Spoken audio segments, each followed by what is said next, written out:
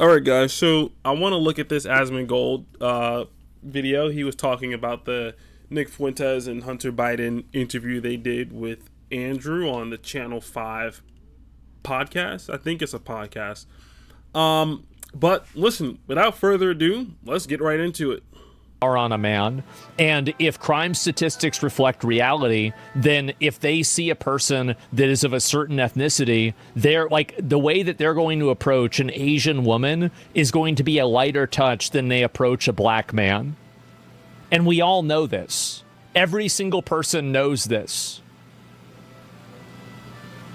Like I did, between Wilmington and Philadelphia. And if you are a black dentist and you lived in Wilmington and you commuted to Philadelphia, the chances of you being pulled over by a state trooper, either Delaware or in Pennsylvania, are about 50 times that would be if it was a white guy. And the problem that Hunter has is that he's also right, but his rightness is, I think, outdated.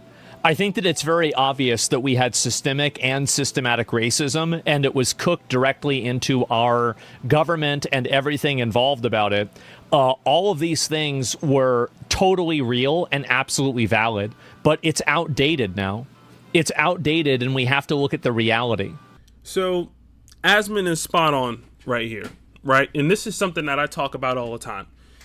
That talking point is extremely out of date, and people get on here and they call me a coon. They call me all types. And I mean, it's because mostly they don't actually think. So they think insulting you is actually making an argument. Like, this is what happens in today's discourse.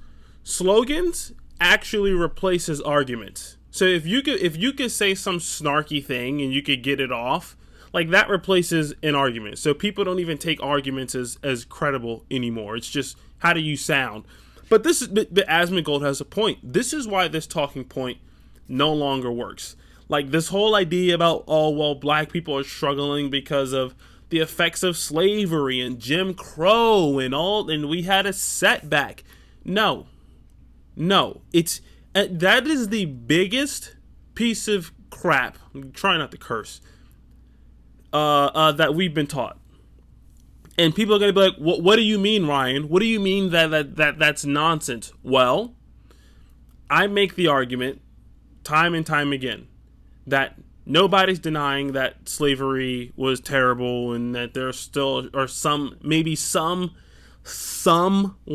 effects, and that racism still exists today. It does. Nobody's denying that.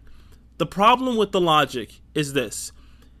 After slavery ended, racism was still legally enforced.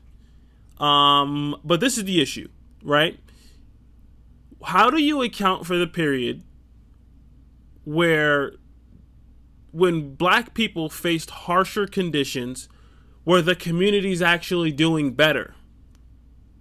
Like, how do you account for that? From 1870 up until 1950, how do you account for the fact that we were building our communities? We had churches, schools, buses. We had more two-parent family households. The crime was going down. The literacy rate was going up. This is what people don't understand. So all you people that try to virtue signal and make it seem like you know what you're talking about, you really don't come off that way. You have to answer that question. How is it harder now as opposed to back then, when we faced racism at a much harsher level? Were we succeeding in our communities? Like, make that make sense. I'm not saying that it was perfect. It wasn't perfect at all. But by all means, you have to answer that question. But let's go ahead and keep watching this, because there is another part in here that I find interesting. And our greatest strength. And I hear you talk about this idea of white culture. What fucking white culture are you talking about, man? What is white culture? This is the type of thing that, like, if you have somebody who is intellectually honest, like Nick, this is the easiest question in the world to answer. This is the easiest thing to, everybody knows this. Shakespeare, Dante, Mozart. We're in Philadelphia, the founding fathers. Yeah. That's your white culture. How about the Count of Monte Cristo? Would you consider that part of our white culture? Sure. Okay, well, it was written by a black man in France in Yes. the 1700s. In a milieu of European civilization. So what? Because so you're what? It's picking not white out, or you're black, picking out one Nick. example. It really. There are examples, and there's a lot of inputs. Like, for example, it's really cool that we were able to play Black Myth Wukong, and that's from Chinese culture. I think that's awesome. There's a lot of examples of that. But that doesn't mean that overwhelmingly this is not European culture. Just because you got one example. It really is. Nick. Listen. Nick, I'm not. I really am not. Hey guys, I think we're reaching what's called a rock An and a hard impasse. place. Let's talk about Israel. Well, let me respond to this because you're telling me I'm always blaming the other. No, Nick, for real. Here's the thing. For real. Is that the way that you talk and throw out these historical facts, which, by the way, aren't fucking facts. Okay? Which ones aren't No, facts? Well, as it relates to the see, so this to me is dishonesty, and this is what I hate about people who engage in these types of conversations. And this isn't a left or right thing. This is a strategy that people use, right? Like if Hunter just asked Nick what white culture, and then Nick goes to explain the different cultures, and then Hunter just, well, what about this one? Oh, well, that was done by a black person. It's like, I just gave you 50 fucking examples. You throw me one and go, oh, see, look, I told you. It's like, no, that's corny. That is so corny. That's so corny. I don't like that. I don't like that. That was it. Those kind of like, I don't even know if you could call them a strategy, but those kind of like annoying gestures or inconsistent, dishonest remarks, to me, like, absolutely just like draws me, like pushes me away. Like, sometimes I don't care what else you have to say after that. But yeah, this I need to watch this whole thing. I'd never actually sat and watched this whole thing, so I am being a bit of a hypocrite as far as like me actually going to the full source. But I promise you, I will sit through it and watch the entire thing. But let's go ahead and take another look at Asmon's reaction to this, because I really agree with him on this point. After MLK got assassinated, the whole West Side burned to the ground, and people didn't want to be around that anymore. Why were there riots? MLK Jr. was assassinated. Yeah. Yeah. And so does that justify burning down the city? No, I didn't say it justifies it, but it sure justifies an enormous amount of the anger. The same kind of anger that... Really? Oh, it justifies the anger? Nobody's mad about them being angry. You're mad about them burning down the city. You know when a lot of people were mad? When Charlie Kirk got assassinated. They were mad when somebody tried to kill Donald Trump 3 times. Were there any riots? Did any buildings get burned down? No. It's bullshit. It's not like these people have a unique monopoly on emotional outrage. It's stupid. You feel about being left out. The same kind of anger that you're expressing right now about the idea that you're culturally irrelevant, that you don't have a place in society. Imagine if you were a 26-year-old black man in 1968 and saw your hero be assassinated. Oh, I saw Trump get shot in the ear, and did he? And I saw Charlie Kirk get shot, and I didn't see any cities get burned down.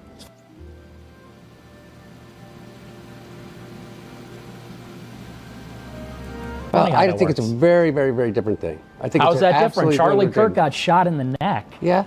And liberals celebrated all over social media by Tyler Robinson. Yeah. By a psycho asshole. Who cares who shot him? Who is what? Who is some liberal guy. He is? Mm-hmm. But he's got a transgender boyfriend. Does that make him liberal? Because let's be real, bro. Like, come on. Like, what are we playing these games for? This shit would work on mainstream media, but it's not going to work in a dimly lit hotel room with Andrew and Nick. Everybody knows what you're talking about. Everybody knows the guy's a fucking liberal. He said that he shot him for his political views. It was in the fucking court documents. Before I talk about, let me clarify some things. I personally believe that if Charlie Kirk did not die, that he would have actually gotten along really well with Nick Fuentes. I believe that. I don't know if it would ever be true, but it's something that I believe. I know Charlie spoke ill about Nick Fuentes and platforming him, but I genuinely think he would have came around and understanding his point about some things. However, Nick is absolutely right about this. He's absolutely right about this. There were no riots. There were no cities being burned down. People actually came together. Like, think about that. George Floyd, and listen, I think that cop going to jail for killing George Floyd was correct, by the way. I don't care what people like Candace Owens say and all those other people that talk about, oh, well, he died from it over. No, just stop doing that. Like, it was, he overdid it. He didn't the cop didn't really take George Floyd serious in that moment. But let's just forget that. For somebody like George Floyd, and I'm not saying his life is less valuable than somebody else's. You can argue that. But for a city to be burned down and looted, like, you destroy the city you're in because of some fake racial tension that you feel like was the reason for this man dying.